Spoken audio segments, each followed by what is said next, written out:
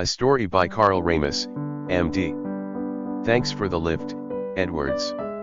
Come in for a minute, won't you? No, I was up nearly all last night, and must get some sleep. To be sure.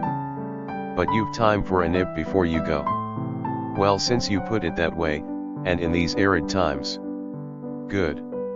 Come along. Dr. Herbert Carlson opened the door of his office on the first floor with his latchkey, snapped on the lights, and entered with his colleague, Dr. Clark Edwards. Carlson hung up his overcoat and hat, and Edwards threw his own over a chair, and then Carlson produced from an inner room a bottle, 2 glasses, and a siphon of carbonic. Like the good old days, smiled Edwards, sipping his glass. How do you get it? A voluntary donation from a grateful patient, a second steward on board the but that would be telling. Edwards took another sip. I wish I had 1 or 2 patients like that. You're not likely to get them as long as you stick to your specialty. I suppose not. Hello. What's all that shouting for? Both men listened. Newsboys were yelling an extra. Carlson opened a window, leaned far out, and drew up a paper. Just another bank robbery. They're so common now as to be hardly worth mentioning. Exactly. Anything new in the Holden case? Let's see. Oh yes. Here it is. Father of Ina Holden gets another threatening letter. Edward's jaw set. If I had my way, he said, every kidnapper would go to the chair. I'll go you one better. If I had my way, they'd get the Georgia treatment. What's that? Lynching. Edwards was silent. The trouble is, Carlson went on, that we have too much legal red tape, too much politics, too many lawyers, and too little real law. I suppose so, said Edwards. When we haven't children of our own, it takes some special circumstance to bring home to us the meaning of a damnable crime like kidnapping. This Holden case brings it home to me. Indeed. Very much so. It has to do with an unusual surgical case, which I believe was reported in the International Journal of Surgery or the London Lancet by Professor Majeravich. I don't remember reading it. Please tell me about it. I will. It was when I was house surgeon at the Presbyterian Hospital in Chicago. One night a child of 7 was brought in with all the signs of fulminating appendicitis. That child was Ina Holden. It was a private case of old Majeravich's, and he decided on immediate operation. Now Majeravich was one of the few really good surgeons who wouldn't use either the McBurney or Kamer incision for appendicitis. He just cut down over the trouble and threw everything in one line. Fool. Most of us thought so then, but somehow Majeravich always got good results always. Pure accident. Perhaps so. But, anyhow, when little Ina was under the anesthetic, and Majeravich had his knife in one hand, his left, by the way, and was testing the tension of the abdomen with the other hand, he said, I will need plenty of room here. And then he surprised us all by making a reverse sen incision. I don't seem to remember that incision, said Carlson, after a slight pause. What is it? An S-shaped incision devised by Nicholas Sen when he was professor of surgery at Rush Medical College. You young fellows in New York don't as a rule know about that incision. But, Edwards, as I remember, Sen recommended the McBurney method in his book. Yes, for appendicitis. He only used the S in neck operations. And so when Majeravich used it on Ina Holden, it was the first time on record for appendicitis, and probably the last. Most likely. And how did the case get along? Better than any of us expected. It was a drainage case, of course, and took some time to dry up. But the wound finally healed perfectly, with no suggestion of weakness, and left a large scar like a reversed S. Majeravich's bull luck. Yes. I saw the child every day for more than a month and got much attached to her. She wouldn't let anyone else dress the wound, and after she went home, the family often invited me to the house. They're very rich, aren't they? They are, now, but they weren't then. Mr. Holden owned some manganese land in California, and when the Western Pacific laid its tracks over a corner of his property, he was a rich man. The colleagues silently finished their illegal glasses. Then Edwards looked at his watch and rose from his chair. "Good night, Herbert, and many thanks for the drink." Carlson, alone, looked at a memorandum that his sister had left on his desk. "Nothing more for tonight, thank God," he thought with relief. He closed and fastened the windows, bolted the door, and was passing into his bedroom, when the telephone rang. Damn. Why didn't I muffle it? He put the receiver to his ear. "Well," he said abruptly. "Dr. Carlson speaking." "Yes. Can you come at once to a very sick case?" "I'm sorry, but I can't. My car is out of order, and I'm not very well myself tonight. But this case is extremely urgent, sir, and we don't want anyone else but you." "Thank you, but..." "Please listen, doctor. I'll have a car for you in 5 minutes, and take you home afterwards, if you'll only come. Try another doctor first. We have tried, but can't find one of the only other two we have confidence in. Money is no object. Please do reconsider, doctor. Who recommended me to you? Do I know you? I do not know you personally. But you are highly recommended by the Brooklyn Hospital. Once more. Let me say that your fee can be as large as you like." Carlson did not answer for a while. "All right, I'll go," he said at last. "What is it, a medical or surgical case?" After a short silence, the voice replied, "Medical, I think. But you had better come prepared to do whatever is necessary." "Very well. I'll be ready when you call for me." Carlson placed his medical and surgical bags on the table, put on his overcoat and hat, and sat down to wait. In less than 5 minutes he heard the honk-honk of an automobile under the window, and he picked up his 2 bags, snapped off the lights, and went down to the waiting car, a large limousine. As Carlson emerged from the house, the chauffeur got out of his seat and opened the car door. He wore a wide slouch hat, the brim of which hung down and so shaded his face from the corner electric light that Carlson could not make out his features. All he was sure of was a long heavy mustache. The lower part of the man's face was concealed in a muffler. He opened the door and stood as if at attention. When Carlson was inside with his bags, the man closed the door silently, got into the driver's seat, and the car was soon rushing up the street. It turned at the second corner, and after that made so many sharp turns among small and narrow and dark streets that Carlson began to feel uncomfortable. At last they came to a long stretch of vacant lots, and went faster for half a minute or so, and then slowed down again. The chauffeur sounded 3 honks, 1 long and 2 short. Carlson bent forward and peered ahead, but could see nothing. He did not like it at all, and he regretted that he had not brought his revolver. He was wondering what he had got into, when, suddenly, the car slowed down with a loud grinding of the brakes, and stopped with a jerk that threw Carlson violently forward.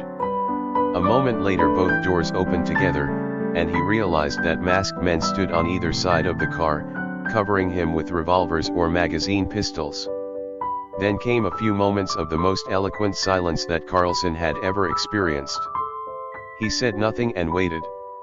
"Don't be afraid, Doc," said a thick voice, obviously disguised. "Just do as you are told and you'll be okay. But if you try any stunts, TNT for you. Do you get me?" "Yes." "What do you want me to do?" "You'll be told later. My partner'll sit by you now, and I'll sit facing you." So they got inside and shut the doors, and the car started forward at high speed. "Sorry, Doc, but we'll have to blindfold you," said the masked man. And then a heavy muffler was wound about his face. 2. As the car rushed on, Carlson sat still with his captors in a kind of stupefied silence. Only that morning he had been wishing that his life was more eventful, less commonplace. Well, here was adventure with a vengeance. He was only 27 and he had been 2 years in the city. The first year and a half had been slow and discouraging, as often happens with young doctors. But in the last 6 months patients had begun to come, in steadily increasing numbers, until now he had about all he could handle. He was 5 feet 11, well-built and athletic.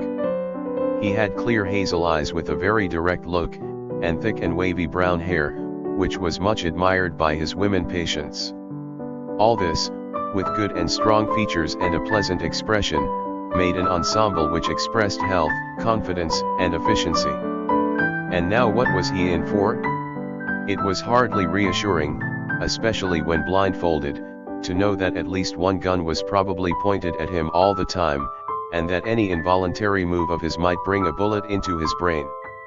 Yet, for all that, he did not feel exactly fear, it was more like strained interest, a burning curiosity to know where the adventure was to lead. For a long time or so it seemed the car sped on what might have been an isolated suburban road. Occasionally another car passed, going in the opposite direction, but otherwise there were no other sounds than the rolling of the limousine. At last they slowed down and turned off to the right, and from then on, for perhaps 5 minutes, the car went slowly over rough ground, turning so frequently that Carlson lost all idea of direction. Presently they were on a good road again, and once more traveled very fast. More and more automobiles passed them, and they went slower and slower, until Carlson knew they were in a town again. Once they had to stop for a minute or two, as it seemed, at a crossing, and he distinctly heard a policeman's voice allowing them to make a turn to the left on a side street. After that interruption they moved for the most part rapidly for another 5 minutes or so, making several turns and passing many machines, until they slowed down and came to a full stop.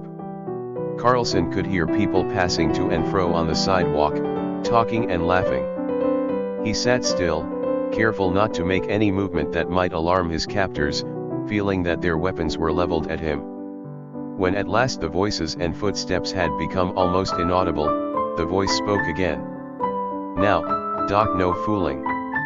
He put his own slouch hat on Carlson's head and drew the brim far down over his face. Then he opened the door toward the curbstone and got out. "Come along, Doc, give me your hand." Carlson took the hand and got out of the car. The man put his hand within his arm and drew him across the sidewalk. Carlson heard the other man open an iron gate, and close it again after they had passed through. A few steps more, and another stop. He heard a key turning in a lock, and a door open, and he was led into a warm room. The door clicked after them. A woman's harsh voice impatiently exclaimed, "I thought you'd never come." "Shut up," said Carlson's guide. "Here's the doctor. Take him upstairs. Step lively, will you? Keep right hold of my arm, document." Carlson counted 3 flights of stairs, then he heard a key turn just beyond the head of the stairway, and he was led into a room. "Shut the door." It was done. "Now take off the blinder." Carlson's eyes blinked as the muffler was removed. But as soon as his eyes got accustomed to the light, he realized that the room was only dimly lighted. 2 men and 1 woman, all masked, stood nearby. One of the men had come with him in the car. The other was a huge man, a giant.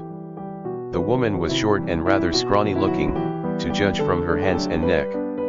"Now, Doc, a word with you alone," said one of the men. "Come here." He stepped into a small dressing room and Carlson followed. "Shut the door." Carlson obeyed. "Now, here's the proposition.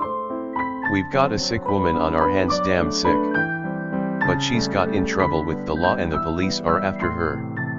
Get me?" "Yes." "Go on." "Well, that's why she doesn't go to a hospital, and that's why we had to get you."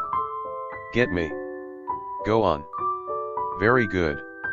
Now your job is just this, look at her and find out what in hell is the matter with her, and write out a prescription." "No. That won't do, either. Somebody might get onto it. You've got your medicines with you, Have you? I have some medicines in my bag. Good. You'll give me the dope she needs, and then get out and away from here as fast as you can and keep your mouth shut. You'll be taken home safe, and you'll get your money all right. Do you get me? I understand. Good. Just one other thing. You can't see her face, and there can't be any talking, not one word. You understand? Carlson felt that the time had come for him to say something, and he said it. You damned fool. What kind of an examination do you think a doctor can make if he can't see his patient or hear her talk? Have you never been to a doctor yourself? The man hesitated, fingering his automatic.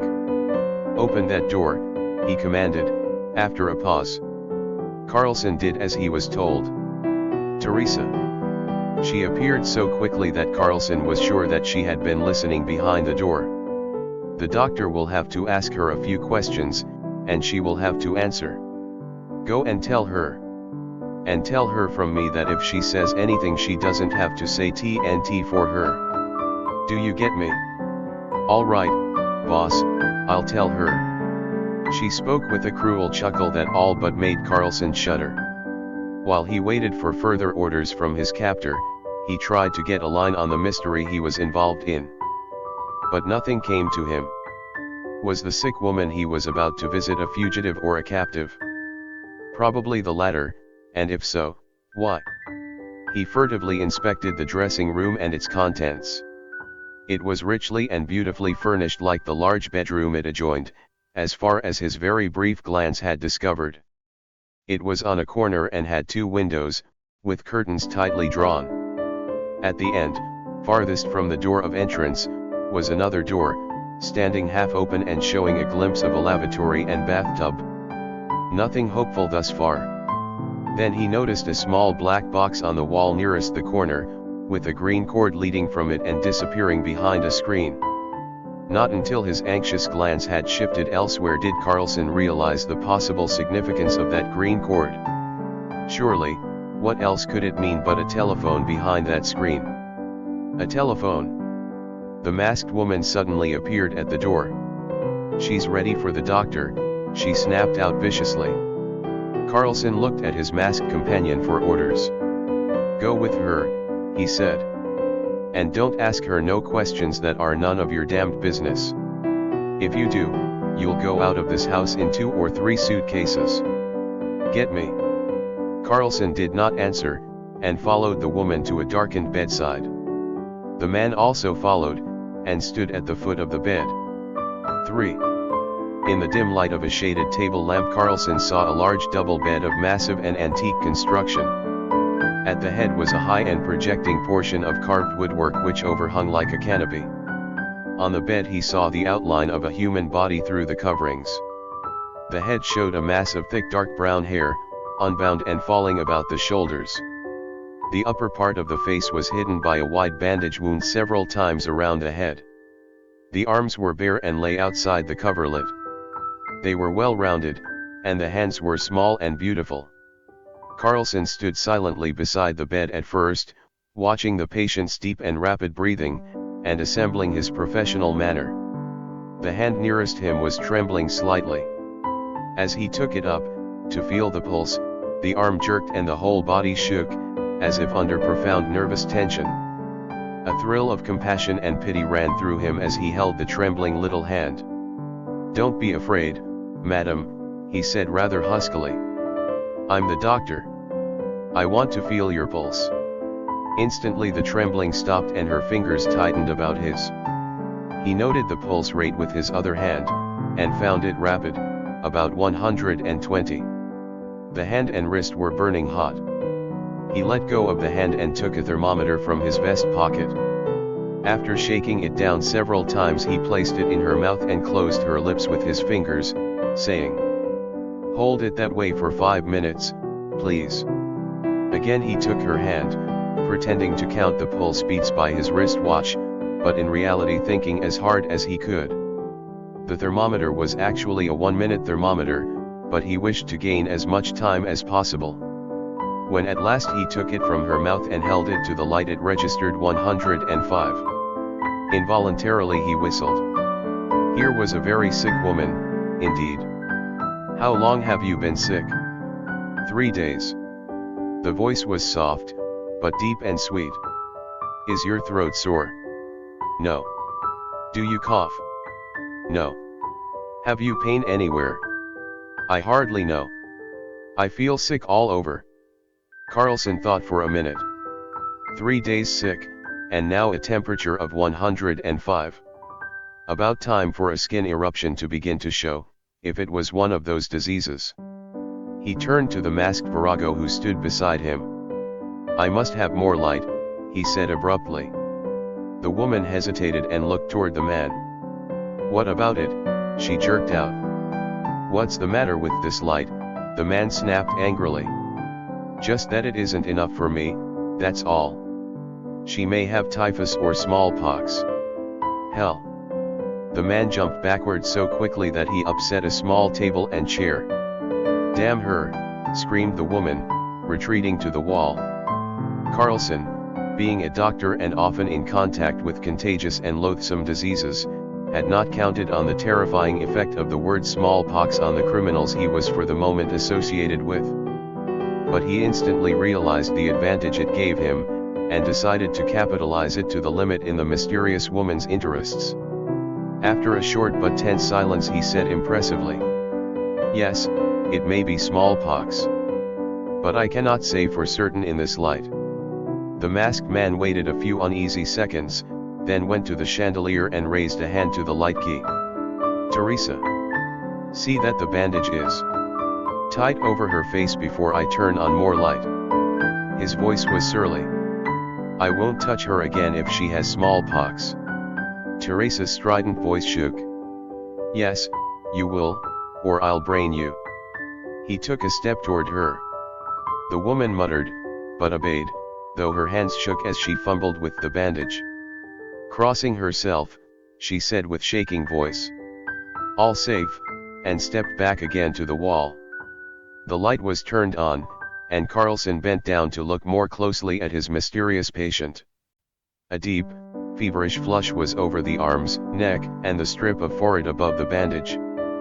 But Carlson's trained fingers could not feel even a suggestion of the shoddy feeling which goes with the first rash of smallpox. What do you make of it, Doc? Asked the man impatiently. Highly suspicious, but I cannot tell certainly until I have finished my examination. Madam, may I listen to your lungs and heart with my stethoscope? Yes, she faintly murmured. Carlson looked around at the man. I am not in the habit of examining women in the presence of strange men, he said sharply. The man mumbled a curse and turned his back. Carlson then looked at the masked woman. Turn down the bedclothes and open her nightgown. Do it yourself. I won't touch her again. Carlson took his stethoscope from his pocket and bared the patient's chest. The nightgown was coarse and cheap, but the form within it was rounded and beautiful. The sleeves of the garment had apparently been roughly hacked off with scissors. Carlson's examination of lungs and heart found absolutely nothing to account for the very high fever. Then he thought of appendicitis or peritonitis. Now, please let me examine the abdomen for a moment. She lay still while he delicately arranged the clothing. The light from the chandelier showed obliquely, so that the lower part of the abdomen was in the shadow cast by the rolled down bedclothes. Carlson felt and carefully sounded, but she gave no sign of pain or involuntary resistance. As his sensitive fingers passed over the place under which the appendix is located, he felt something that broke the smoothness of the perfect skin. It was a surgical scar. That fact alone should almost certainly rule out a present attack of appendicitis. So you have had appendicitis? Yes. It must have been a bad case to judge from the size of the scar. She did not answer, and he drew the covering a little lower and brought the scar out of the shadow into full view. Then he started, and, involuntarily, a gasp escaped him. The large surgical scar was in the form of a perfect reversed letter S. 4. So much had happened to Carlson that night that his mental receiving instrument was somewhat dulled, and did not immediately register the momentous significance of what his eyes now saw. That curious scar, that reversed S symbol of the great Sen. Great God! Now he remembered. The only case on record in which that Sen S incision had been made for appendicitis was the case of Ina Holden. He heard the masked man muttering in angry impatience, and then his brain began to work again. The Holden child.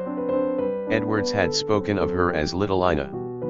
Though the papers had been full of accounts of the Holden kidnapping case for the last 5 days, he, Carlson, had read nothing but the headings, and his impression from them and from Edwards' talk was that Ina was a small girl, quite a child.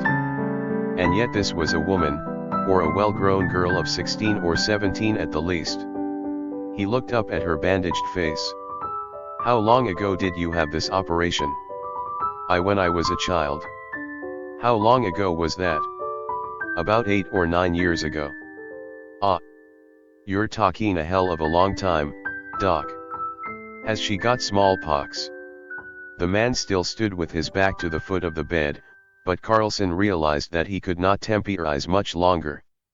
"Just about a minute more and I can tell you," he said, as nonchalantly as he could say the words. How could he get rid of the kidnappers and telephone for the police? Then came an idea, a wild, forlorn hope, but he would try it. "I will have to examine her throat," he said, with professional voice. He walked to the table where his medical bags were and took out a circular mirror with an aperture in the center, a small electric bulb, and a black elastic band with a buckle in it.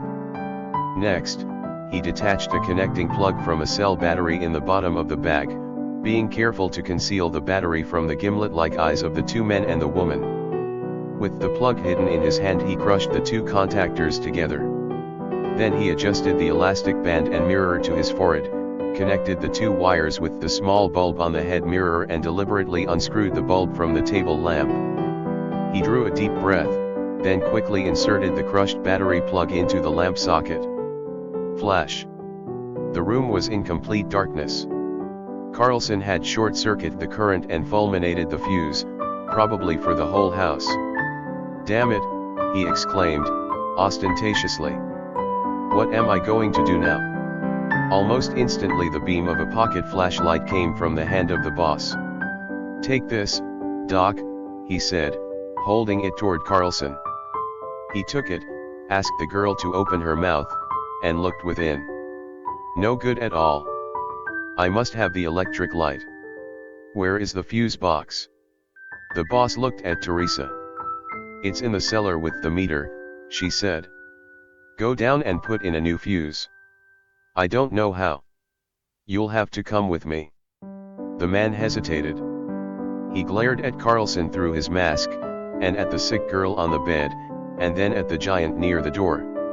"Tony. Huh. Come here." The giant slouched nearer. "Where's your flashlight?" He produced it. "Good. Now stay right here till we come back. If the doctor tries to leave this room, or if he talks to the girl, you know what to do." Tony grunted, and showed a magazine pistol in his other hand. The other man and Teresa left the room. The man slammed the door and locked it on the outside. Carlson felt almost overcome by a feeling of powerlessness and despair. He and the girl were alone with the giant Tony, who sat stolidly by a table in the center of the room, flashlight in one hand, the automatic pistol in the other. His narrow, pig-like eyes gleamed through the mask and seemed never to relax their sinister gaze. Carlson's plan was completely frustrated by the baleful presence of this Frankenstein monster. Suddenly he heard the blindfolded girl give a sob, and he saw her shoulders trembling. At the sound of that despairing sob, a new impulse to action surged through him. Her only hope lay in him. He would not fail her. He would save her or die in the trying. He took her nearest and burning hand in both of his. There. Everything will be all right." As her fingers gripped his convulsively, a horrible snarling sound, as from an angry hippopotamus, came from Tony. Carlson disengaged the girl's hand and faced the giant. "Tony," he said commandingly. "Huh. Help me to fix up this headlight of mine. Bend those points out straight so." Carlson had seen some remarkable demonstrations in hypnotism in Zurich, and he had been told by Professor Jung that he had exceptional personal power in that line, if he chose to develop it. He remembered that advice now, and he was trying it on Tony. The giant hesitated, but at last obeyed the imperative and hypnotic voice of the young doctor. He laid the pistol and flashlight on the table, but just within reach of his hand, and then held out one hand for the electric plug. "There, twist them out again, right there," said Carlson in a slow, monotonous voice. As he spoke, his other hand closed over a heavy glass paperweight that lay at the farther end of the table. Tony put the plug on the table and bent his face over it. Carlson felt that he could soon have Tony completely under his own hypnotic power. But time was too precious to wait for that. The boss might return any minute. There was only one thing to do, and Carlson did it. He raised the paperweight slowly, and just beyond Tony's field of vision, and then he brought it down on the giant's head with all the force he could put into the blow. Tony dropped the electric plug and swayed to one side, only slightly stunned by a blow that would have fractured the skull of another man. But before he could recover, Carlson dealt him a second, and then a third blow, the last on the angle of the jaw. Tony crumpled up and fell face downward across the table. But Carlson, to make sure, gave him a final and terrible blow, which seemed to give back a crushing sound. V. He rushed to the door and bolted it, then back to the bedside. "Are you Ina Holden?" "Yes." "Then get out of bed instantly. I'm going to save you." As she started up, he seized her in his arms, lifted her out bodily, and plumped her into the nearest upholstered chair. "Take off that bandage as quickly as you can." He flew back to the huge bed and began dragging it toward the door. It was heavy as a safe, and incredibly hard to move. Suddenly it became easier, and to his amazement he saw that the girl was helping him. When they had placed it so that the head completely blocked the door, Carlson ran to Tony. "Help me drag this carcass against the foot of the bed. Take the feet so. That will brace the bed better. Now take this pistol. You know how to use it?" "Oh, yes." "Fine. Watch that beast while I telephone the police. If he moves, shoot him." Carlson rushed into the smaller room, kicking two small chairs out of his way, and looked behind the screen. Praise be to God. It was a telephone. He jerked the receiver to his ear and began jiggling the instrument frantically. After a few interminable seconds came the blessed words. "Number, please. Listen, operator, this is a case of life and death. First take down this number, Cartwright 872. Yes. No. No. For God's sake, don't call it. This is it. Now listen. Have you got this number written down?" "Yes, sir, but..."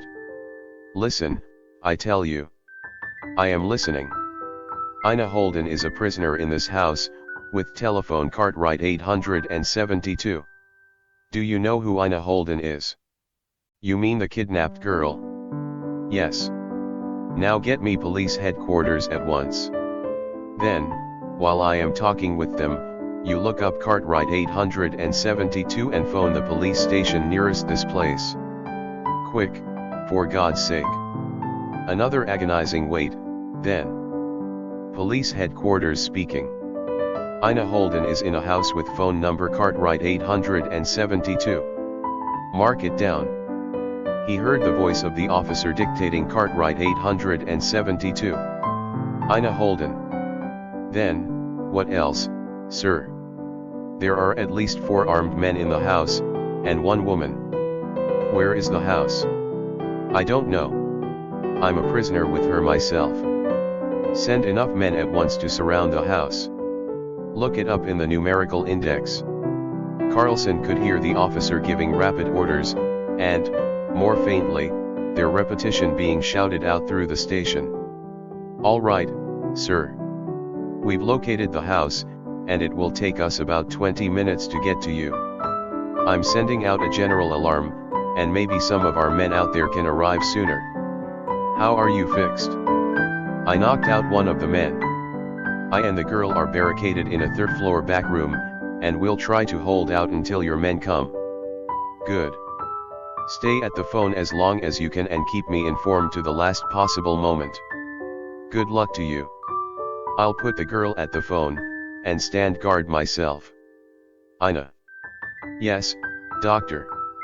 She came in quickly, the pistol in her hand. Please sit down here and hold the phone. The police are on the wire. I'll call out to you how things go, and you report to them. Has Tony moved? No. He doesn't seem to breathe. Carlson left Ina at the phone and went to Tony. He lay absolutely still, just as they had placed him at the foot of the bed. Carlson tore off the mask and turned the face around and listened with his ear to the month. Not a sound. Then he used his stethoscope over the heart. Silence. Tony was dead. Carlson picked up Tony's automatic, turned off the light plug in the large bedroom, and went back to Ina. She was at her post, her elbows on the little table, the receiver at her ear. She looked up at him with a grave smile. The police have been asking me a lot of questions. How about the man in the next room? Dead. I'm sorry I killed him, but there was nothing else to do. Anyway, said Carlson, it makes our work easier. We won't have to watch him, and his body will help hold the door a little longer. He looked quickly around the room. And now for our plan of defense until the police come. The barricade in the bedroom may hold till then. But, if it doesn't, then we will have to barricade ourselves again in here. We ought to be able to hold out easily. And then Carlson began dragging furniture from the bedroom into the dressing room until the latter was nearly full. I guess that'll be enough, he said. They're taking a long time fixing that fuse, but they can't be too long for us. He stood beside Ina once more, having done all that could be done for the present. Yes, she said slowly, and their bungling delay probably means our salvation. Anyhow, there's nothing for it but to wait for what is to come. Carlson had been looking at Ina Holden while they were talking, and he thought he had never seen a more charming girl. Her thick dark hair was unloosed and uncombed and fell over her shoulders. She was clad only in the coarse, sleeveless, night garment, which showed beautifully rounded arms to the shoulders. Her feet were bare. Her eyes were a pure and brilliant blue, shining under heavy but well-arched brows. Her features were almost faultless, but the strong jaw and firm though adorable lips expressed unusual force and willpower for a woman. A woman worth going through hell for, Carlson thought grimly.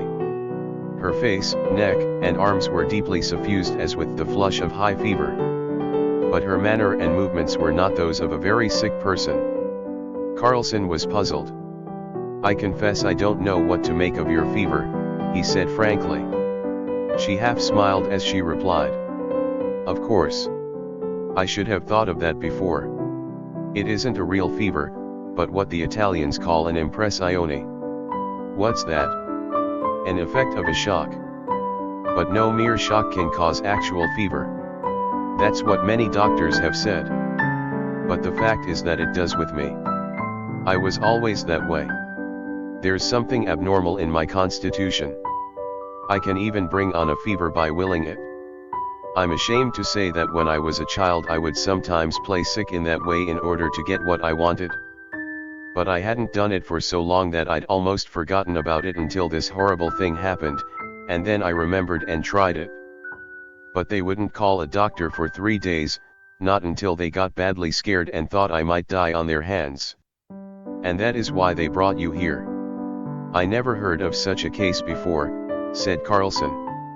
Never. To be sure, there are a few cases on record where the heart and pulse rate were under the control of the will to some extent, but certainly not the temperature. He then asked, how does it happen that the kidnappers have a house like this? This house belongs to a wealthy family named Cariello. They are traveling in Europe, and have left the house in charge of an Italian and his wife. The woman Teresa. Yes. The two are black-handers, and their gang figured that the police would never suspect that I might be hidden in such a place. Suddenly the lights flashed out.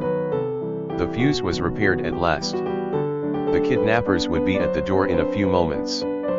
Carlson gripped Tony's automatic a little harder, and his left hand fell almost involuntarily on the girl's shoulder. They waited thus, tensely, hardly breathing, and with quickened heartbeats, until they heard footsteps hurrying up the stairs. Then Carlson drew a deep breath, and whispered, "They are coming now, but don't be afraid." She said nothing, but raised both her hands and clasped them over his for a moment. He stepped softly into the darkened bedroom, just as a key turned in the lock. The knob was turned, the door tried then shaken. There was a short silence. Then, from the boss, "Open the door, you fool." Carlson was silent. "Tony." Silence. "Tony. What the hell's the matter with you?" Silence. A whispered consultation outside the door. Then, "Tony. Doctor. Open that door or, by God, I'll." More whispering, then a short silence. "Doctor." Silence. Whispering again, then footsteps running down the stairs, then another and longer silence. Carlson put his ear as near as he could to the door. Soon he heard the footsteps returning, but they stopped at the second floor. A voice called faintly from below. "I can't find anything but a hatchet." Smothered cursing told that the boss was still on the other side of the door. Then he also seemed to run downstairs. Presently Carlson heard hammering or pounding, far below, and at last a crushing and crumbling sound, as if something heavy had given way. What were the scoundrels doing? Then footsteps again, coming up the stairs, but more slowly this time. And as they came, there was an occasional bumping sound, as if they were carrying some bulky object which now and then struck the walls or stairs. When they were opposite the door, something heavy hit the floor. Then, once more, the sullen voice of the boss. "Listen, Doc. I don't know what you've done to Tony, and what's more I don't give a damn, if you open the door now." Silence. Carlson thought he could hear their heavy breathing. As a psychologist he knew that his own silence, and that of Tony, had a horror about it that was telling severely, even on their hardened nerves. "This is your last chance, Doc. If you open the door now, you can go, and take your fee, and be damned. But if you won't open, I'm going to break down the door, and then you'll leave here in a couple of suitcases. Do you get me?" Silence. After about a quarter of a minute, the boss said, "Now then. All together." Carlson braced himself. But suddenly the woman screamed, "Stop. Shut up. You. I won't. Listen." And though she spoke lower, Carlson could hear her say something about the doctor and Tony's pistol. "I know that," muttered the man, "but we've got to risk it." Another voice, Carlson thought that of the man who sat beside him in the auto, half whispered, "Wait, boss. I don't like this. What did the doc do to Big Tony? I wouldn't go into that room again if you killed me. I've lost my nerve, let's chuck this job and make a getaway." "No, I won't, and none of you won't, by God. We've gone too far to go back. We'll win together, or go to the chair together. I'll shoot the first. But take that, will you, and shut up." A blow, a fall, and a groan, as if from the level of the floor. A few seconds of dead silence, then the voice of the boss. "Now, get together, and smash that door." More shuffling of feet and the dragging of something heavy, then the muffled voice of the woman. "Maybe he found the phone. Quick. Bust in that door." Carlson held his breath. Crash. A terrific blow, as of from a battering ram, shook and shivered the strong oak door. but door and bolt still held. Carlson knew from the impact of the blow that some ponderous solid object had been driven against the door. And he knew also that a few more such blows would shatter it, leaving only the bed and an overturned chiffonier and Tony's body as a barricade. So he quickly began dragging more chairs, tables, and whatnot into the small dressing room. Crash! The door fell inward against the head of the massive bed. Carlson dragged a davenport into the little room, and then closed its door, locking and bolting it. Crash! The devastating sound that followed told that the heavy overhanging canopy of the bed had fallen inward. Carlson kept steadily working away, barricading the second door. "Thank God this door opens outward," he said to Ina. She was still at her post at the telephone. "Hello," she said calmly. "They have just smashed in the outer door and are climbing in over the ruins of the bed and furniture. We have retreated into a smaller room, and the doctor is piling furniture against it." She looked at Carlson. "The police want to know how long we can hold out." "Perhaps another 5 minutes." "5 minutes more what?" "Oh, I hope so." Crash! This time on the inner door. It held perfectly. "They are attacking our inner door, Inspector, you heard it?" Crash! A panel cracked, all the way down. Crash! The panel flew in splinters. One splinter struck the girl in the face, making a small wound on the forehead, and blood trickled down into her eyes, but she did nothing more than to wipe it off with the back of her right hand. Carlson readjusted the shifting barricade, and glanced at Ina. "You are hurt?" "It's nothing." "Into the bathroom, quickly." Crash! Another panel cracked. She got up calmly, and wiped the blood out of her eyes again with the handkerchief Carlson pressed against her face. Then, his arm around her, she walked into the bathroom. Carlson forced Ina into a chair and knelt beside her, indifferent to everything now but the bleeding cut on her face. "Let me look at it." "It's nothing at all, I tell you. Go back and attend to the door. We must barricade ourselves in here in another minute." Crash! The center of the door fell inward against the barricade. As Carlson ran to pick up a heavy chair for the bathroom defense, a hand and pistol came through the breach in the door and a shot rang out. He felt a stinging pain in his side, but kept on with his work. Before he realized it, Ina was in the room again, dragging another chair into the bathroom. The barricade crumbled still more, and another shot was aimed at Carlson, but did not hit him. Ina deliberately crossed the little room to the telephone and turned off the light. "They won't shoot me, not yet, anyway," she said. The barricade fell to pieces. There was not a moment to lose. Carlson and Ina rushed into the bathroom and locked and bolted the door and began stacking the chairs and tables and one small chiffonier against the door. Carlson felt blood soaking his clothing. He and Ina crouched together in one corner. He held Tony's pistol in his right hand, and both of Ina's hands in his left. "Listen, Ina. When they force this door, I will try to pick them off one by one. If I fall, be ready to snatch the pistol and shoot carefully.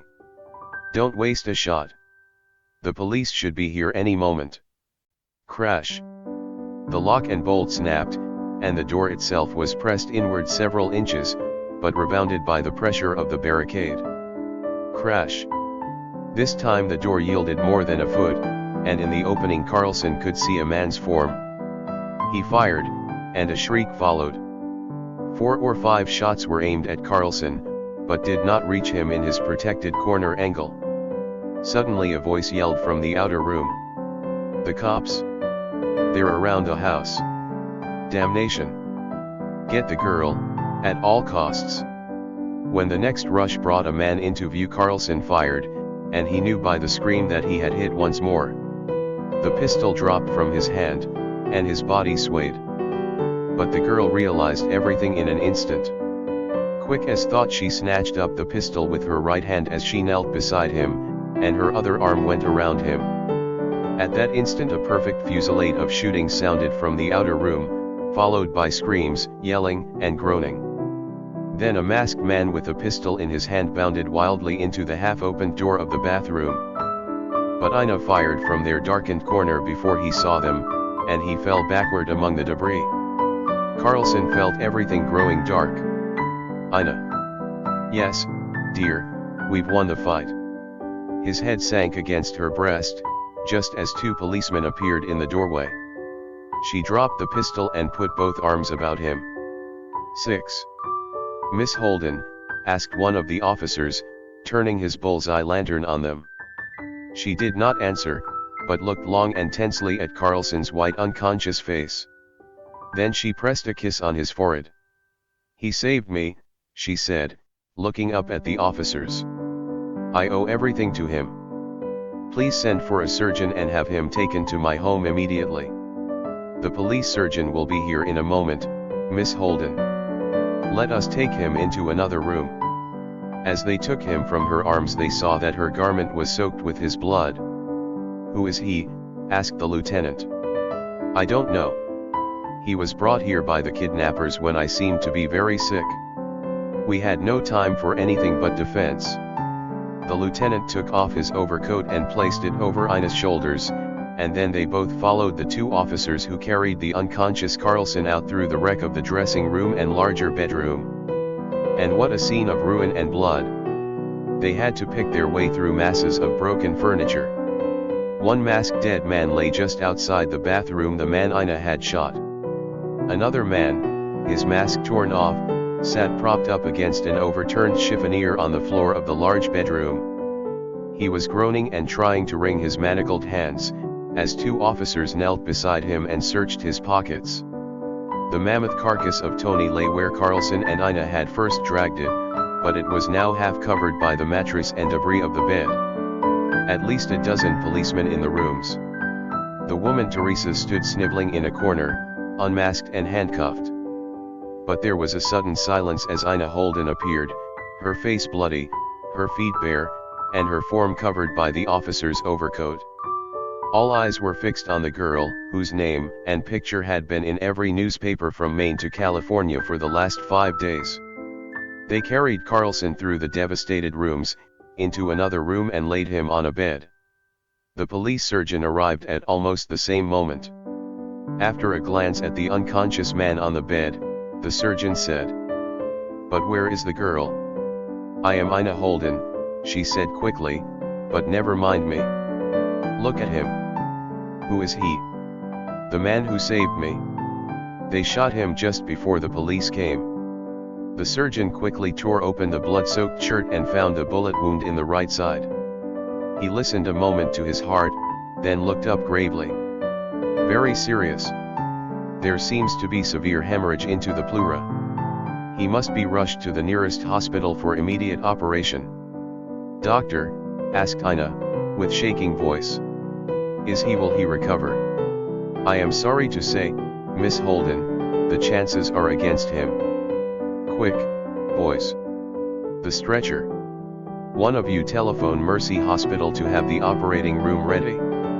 And then another man burst like a whirlwind into the room, a large, bearded man of about 50, a man of commanding presence, before whom everyone made way. "Ina, my girl." Slowly Ina turned her eyes from Carlson and looked at her father.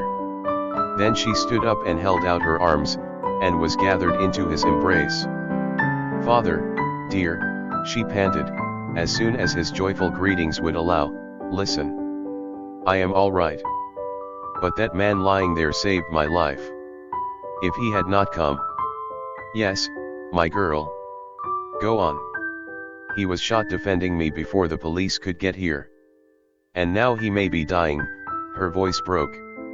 Two men entered with a stretcher, just as the surgeon gave Carlson a hypodermic of some powerful heart stimulant.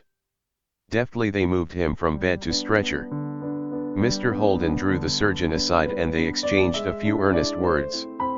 "We'll do our best, sir, that's all I can say. Good night, sir." "Good night, Miss Holden." He hurried downstairs after the stretcher. "Where's the telephone?" said Holden. Ina took him to it, and then he called the hospital and several famous surgeons, telling them that the man who had saved his daughter must be saved. Must be saved. What is it, Lieutenant? I have found his name, sir. It's on his surgical bag. He is Dr. Herbert Carlson of New York. Thank you very much. Please find his phone number and I will call his wife and tell her what we are doing for him. As her father was calling Carlson's telephone number, Ina listened with strained attention. His wife.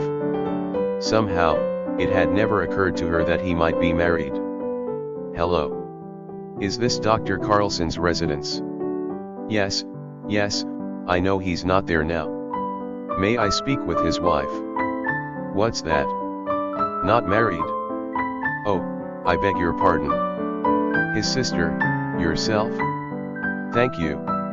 Now listen to me, please. Ina did not try to analyze her feelings when her father's words at the telephone seemed to prove that Carlson was unmarried. But then she suddenly remembered, as with a stab at her heart, what the police surgeon had said. Yes, as her father had ordered, he must be saved. Nothing else mattered. At 2:53 a.m. the telephone at the Holden residence rang for at least the 100th time that fateful night. The butler had instructions not to call Mr. Holden except for communications from the police or the hospital.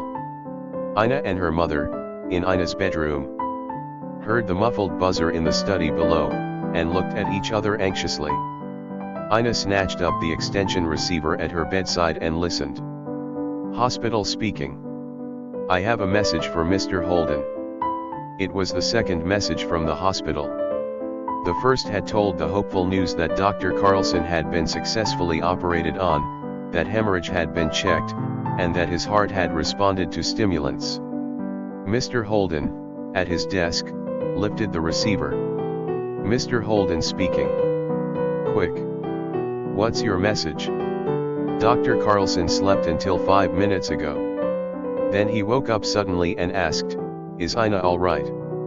We told him that Miss Holden was safe at home, and he said, Thank God, and went to sleep again.